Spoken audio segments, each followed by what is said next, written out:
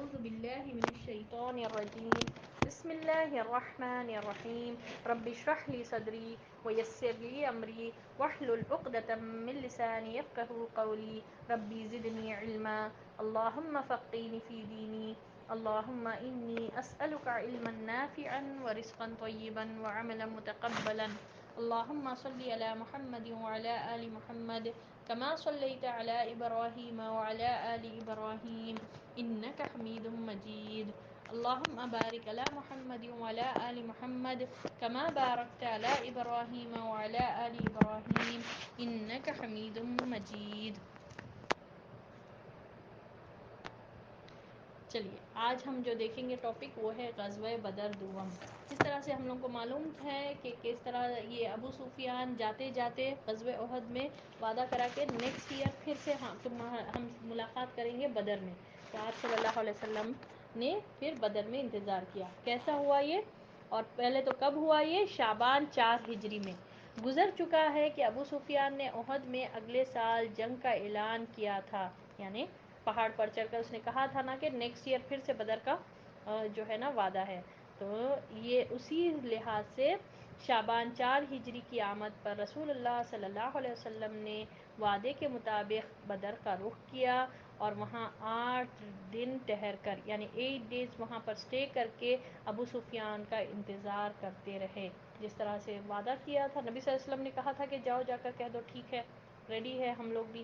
حالانکہ دیکھیے سب زخمی تھے اور آپ صلی اللہ علیہ وسلم کو اتنے زخم آئے تھے اور اتنا برا مسلمانوں کے ساتھ معاملہ ہوا مگر کام برابر چلے جا رہا ہے کہ کام نہیں رکا.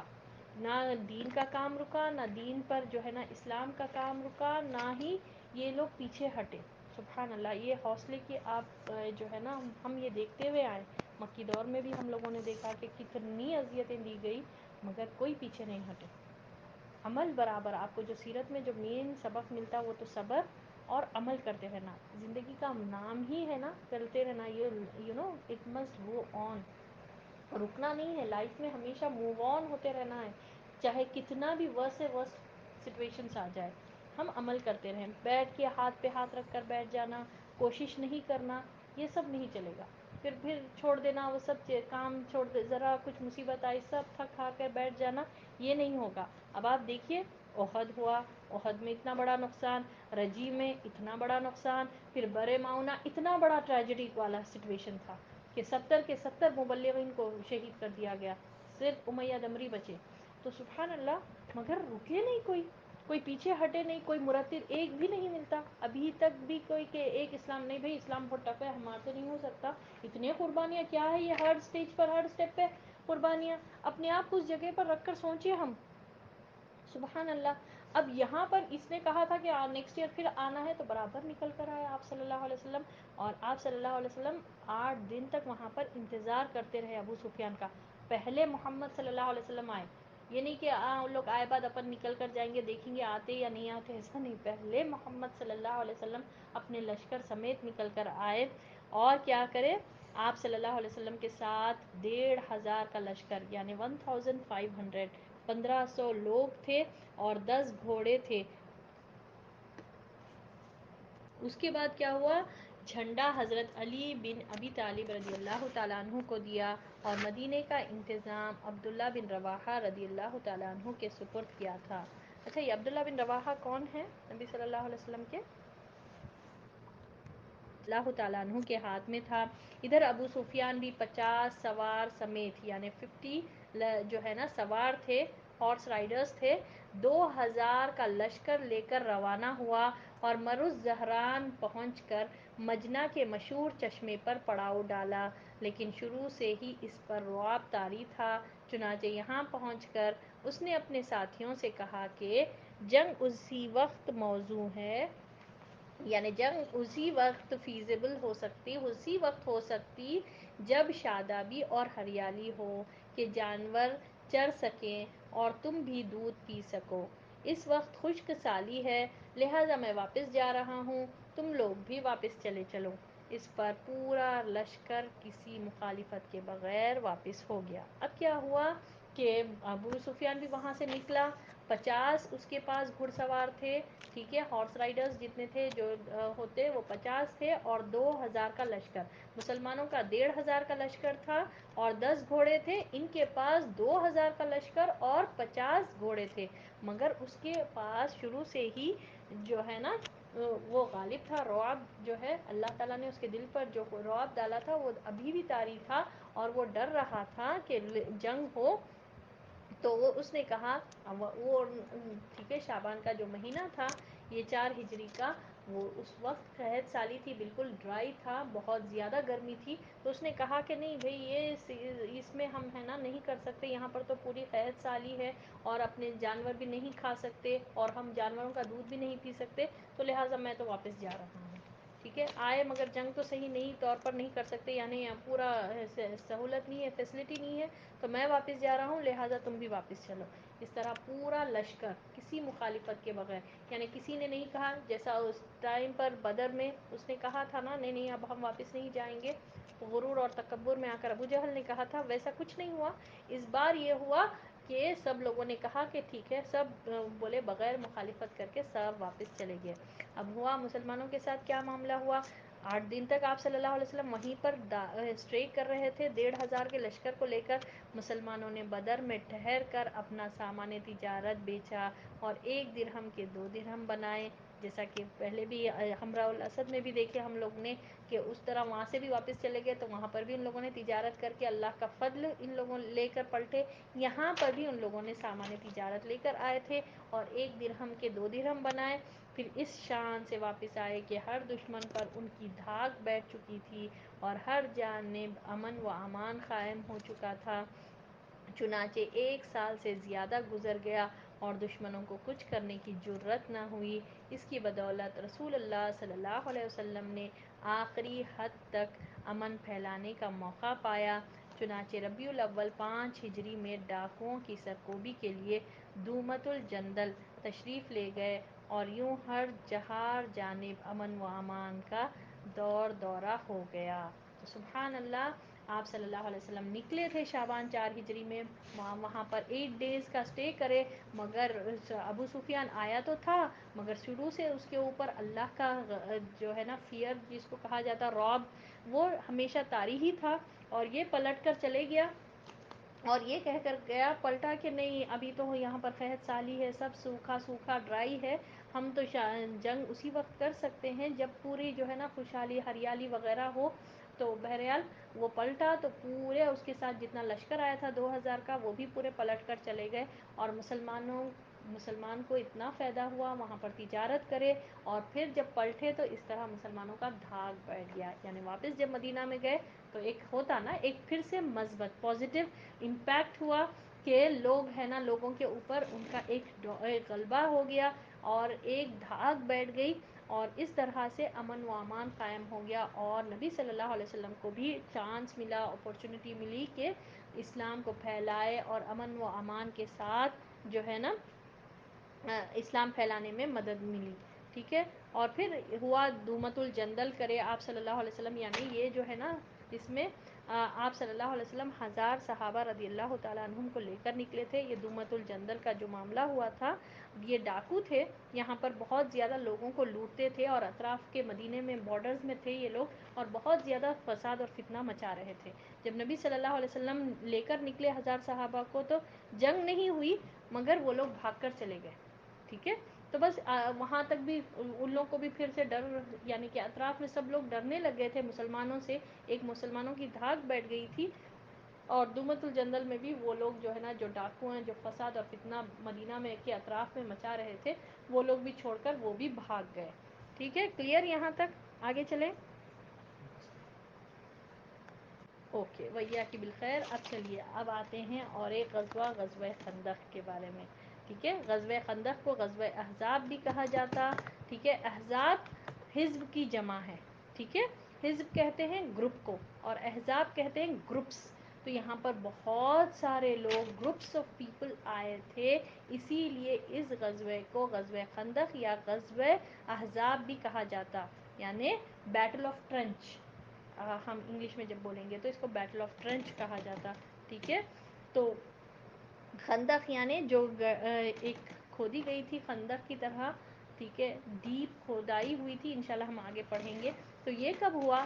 شوال اور ذیقعد کے 5 ہجری میں ہوا. اور شوال اور ذیقعد یعنی 2 مہینے، یعنی مڈ آف شوال سے شروع ہو کے ذیقعد کے مڈ تک، آلموسٹ 1 مہینے تک چلائیے. ہم دیکھیں گے کیوں اتنا لمبا ہوا تھا.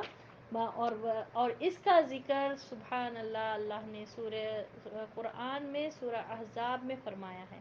ٹھیک ہے. اچھا 5 ہجری میں ہوا. بہرحال 5 ہجری تک الحمدللہ ہم لوگوں نے کور کیا. تو اب یہاں تک ہم تھوڑا دیکھیں گے کہ کیا کیا ہوا. پہلی ہجری میں، ٹھیک ہے، مکے سے آپ صلی اللہ علیہ وسلم کی ہجرت ہوئی. ٹھیک ہے، مدینہ کے لیے آپ صلی اللہ علیہ وسلم نے ہجرت کی. اور پھر مسلمانوں کا اسلامک کیلنڈر کی شروعات ہوئی. محرم اسلام کا پہلا مہینہ قرار پایا. ٹھیک ہے. اور مسجد نبوی کی تعمیر ہوئی. پھر اذان کے کلمات کی شروعات ہوئی. عبداللہ بن زید اور عمر رضی اللہ تعالی عنہما دونوں کو خواب میں ان کلمات بتائے گئے. پھر اسی یعنی 1 ہجری میں عائشہ رضی اللہ تعالی عنہا کی رخصتی ہوئی آپ صلی اللہ علیہ وسلم کے پاس. پھر اسی ہجری سے کچھ سرائے اور کچھ غزوات بھی ہوئے. ٹھیک ہے. 1 ہجری میں یہ ہوا معاملہ. 2 ہجری یعنی دوسری ہجری میں کیا ہوا؟ پہلی اسلام کی پہلی جنگ، پہلی مارکہ جنگ بدر ہوا. پھر اس ہجری میں 2 ہجری میں روزے فرض ہوئے تھے شعبان کے مہینے میں. ٹھیک ہے. اور حضرت علی رضی اللہ تعالیٰ عنہ اور حضرت فاطمہ رضی اللہ تعالیٰ عنہ نبی صلی اللہ علیہ وسلم کی بیٹی، سب سے چھوٹی بیٹی کا نکاح ہوا. پھر اس کے بعد غزوہ بنو قینقاع بھی ہوا. بدر کے بعد جو ہوا غزوہ بنو قینقاع، یہ سب دوسری ہجری میں ہوا. پھر تیسری ہجری میں غزوہ احد ہوا. ہم لوگوں نے دیکھا جو بہت تکلیف دہ مارکا تھا. مسلمانوں کو بہت زیادہ نقصان اٹھانا پڑا. 70 صحابہ شہید ہوئے. حمزہ رضی اللہ تعالیٰ عنہ سید الشہداء کہلائے. زکوٰۃ فرض ہوئی. ٹھیک ہے. زکوٰۃ جو ایک عبادت ہے، جو اسلام کا ایک ون آف دا پلر ہے، وہ تیسری ہجری میں فرض ہوئی. ٹھیک ہے. اور روزے 2 ہجری میں، یاد رکھنا یہ چیز. اور کیا ہوا؟ 3 ام المومنین زینب بنت خزیمہ، ٹھیک ہے، عبداللہ بن جہش کے وائف ہے یہ زینب بنت خزیمہ، جو ہے نبی صلی اللہ علیہ وسلم کی نکاح میں آنے سے پہلے تیسری ہجری میں غزوہ احد ہوا، جو بہت تکلیف دہ مارکا تھا. مسلمانوں کو بہت زیادہ نقصان اٹھانا پڑا. 70 صحابہ شہید ہوئے. حمزہ رضی اللہ تعالیٰ عنہ سید الشہداء کہلائے. زکوٰۃ فرض ہوئی تیسری ہجری میں. اور کیا ہوا؟ 3 امہات المومنین زینب بنت خزیمہ، حفصہ بنت عمر اور سلمہ رضی اللہ تعالی عنہم کا نکاح آپ صلی اللہ علیہ وسلم سے ہوا. ٹھیک ہے. زینب بنت خزیمہ کون ہے؟ عبداللہ بن جہش کے وائف. عبداللہ بن جہش غزوہ احد میں شہید ہو گئے تھے. ان کی وائف زینب بنت خزیمہ سے نبی صلی اللہ علیہ وسلم نے نکاح کیا. ٹھیک ہے. کب؟ تیسری ہجری میں. اور زینب بنت خزیمہ کو ام المساکین کہا جاتا. پھر حفصہ بنت عمر رضی اللہ تعالیٰ عنہ کی بیٹی سے بھی آپ صلی اللہ علیہ وسلم نے نکاح کیا. اور سلمہ رضی اللہ تعالیٰ عنہا یہ بھی آپ صلی اللہ علیہ وسلم کے نکاح میں آئی. یہ تیسری ہجری میں ہوئی.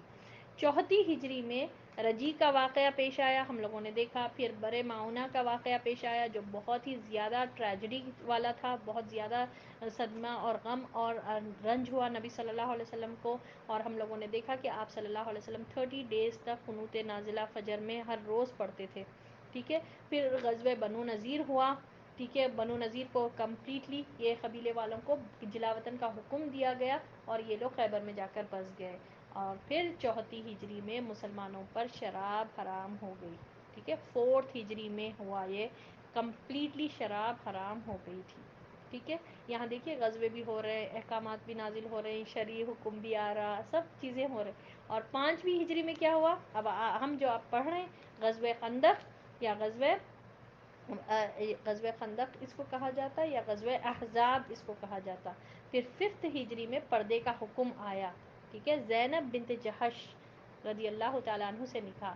جو زینب بن جہش کس کے وائف تھے پہلے؟ نبی صلی اللہ علیہ وسلم کے منہ بولے بیٹے، یعنی زید بن حارثہ کو منہ بولے بیٹے کہا جاتا تھا. تو سبحان اللہ، اللہ تعالیٰ وہ رسم، وہ جو جڑ پکڑ لیا تھا کلچر میں کہ کوئی اپنے منہ بولے بیٹے کی بیوی سے نکاح نہیں کر سکتا. اللہ نے ختم کر دیا یہ رواج کہ وہی بیٹا جو اپنا بیٹا ہے، وہی سگا بیٹا وہی ہوتا، باقی کوئی یہ منہ بولے بیٹے کا کوئی رواج نہیں ہے، ٹھیک ہے؟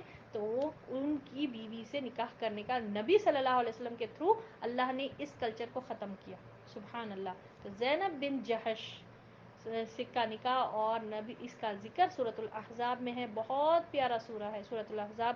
آپ لوگ جو یہ آیتیں سنتے، سبحان اللہ، یا ایھا النبی انا ارسلناک الیک، یہ جو آیتیں آپ سنتے یہ سورۃ الاحزاب کی آیتیں ہیں۔ اور سبحان اللہ، جو نبی صلی اللہ علیہ وسلم پر درود و بھیجنا چاہیے، کثرت سے سلام بھیجنا چاہیے، کیونکہ اللہ اور اللہ کے فرشتے بھیجتے ہیں۔ تو اے مسلمانوں تم لوگ بھی کرو یہ کام۔ یہ بھی آیت سورۃ الاحزاب کی ہے۔ تو یہ بہت پیارا سورہ ہے، اس میں بہت احکامات بھی ہے، مدنی صورت ہے آف کورس، کیونکہ مدینہ میں نازل ہو رہی ہے، ہم دیکھ رہے ہیں 5ویں ہجری میں ہوا۔ تو زینب بنت جہش سے نکاح ہوا اور نبی صلی اللہ علیہ وسلم کے نواسے حسین رضی اللہ تعالیٰ عنہ کی پیدائش ہوئی اسی ہجری میں، ٹھیک ہے؟ کلیئر؟ یہ تھوڑے بہت چیزیں آپ لوگوں کو، آپ لوگوں کی نالج کے لیے یہ ہونا چاہیے، یاد رکھنا چاہیے۔ اور کسی کو اگر وہ لکھنا ہے یہ پوائنٹس تو انشاءاللہ میں آپ لوگوں کو اس کا PDF بھیجتی ہوں، آپ لوگ نوٹ کر لے سکتے ہیں، ٹھیک ہے؟ کلیئر؟ میری آواز کلیئر ہے؟ تو غزوہ خندق اور یا غزوہ احزاب شوال اور ذی قعدہ 5 ہجری میں ہوا۔ جیسا کہ گزر چکا ہے، رسول اللہ صلی اللہ علیہ وسلم جو حکیمانہ اقدامات کیے تھے ان کی بدولت ہر طرف امن و امان چھا گیا تھا۔ چنانچہ غزوہ بنو نذیر کے بعد 1.5 سال سے زیادہ عرصے تک کوئی قابل ذکر واقعہ پیش نہیں آیا، اور ایسا لگتا تھا کہ اب مسلمان اپنے دین کی اشاعت اور اپنے احوال کی اصلاح کے لیے کلی طور پر فارغ ہو جائیں گے، ٹھیک ہے؟ پیچھے ہم لوگوں نے پڑھا کہ 1 سال اور 1 سال پلس 1 ایئر پلس کوئی چیز ایسے نہیں ہوئی، یعنی کوئی سریا، کوئی،